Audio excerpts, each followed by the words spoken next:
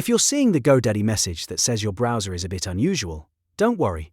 This is usually a security check, and in most cases it can be fixed in just a few minutes.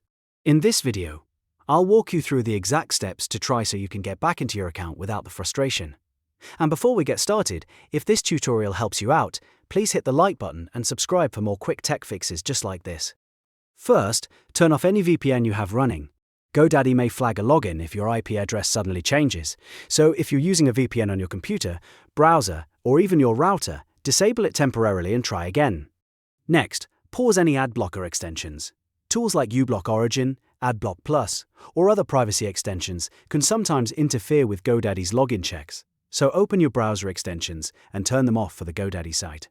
After that, make sure JavaScript is enabled in your browser. Go to your browser settings, open Site Settings or Privacy Settings, and look for JavaScript. If it's blocked, switch it to Allowed, because GoDaddy needs JavaScript to load and verify the page properly. Now let's clear the browser cache. Over time, stored cookies and cached files can cause login problems, so go to your browser history or privacy menu and clear cached images and cookies from all time. This step is especially useful if the warning keeps coming back even after refreshing the page. If you've done all of that and the error is still there, try using an incognito window.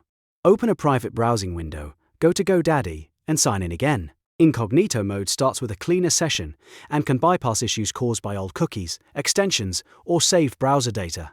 In many cases, one of these steps will solve the problem right away. If not, you can also try another browser like Chrome, Edge, or Firefox, just to rule out a browser-specific issue.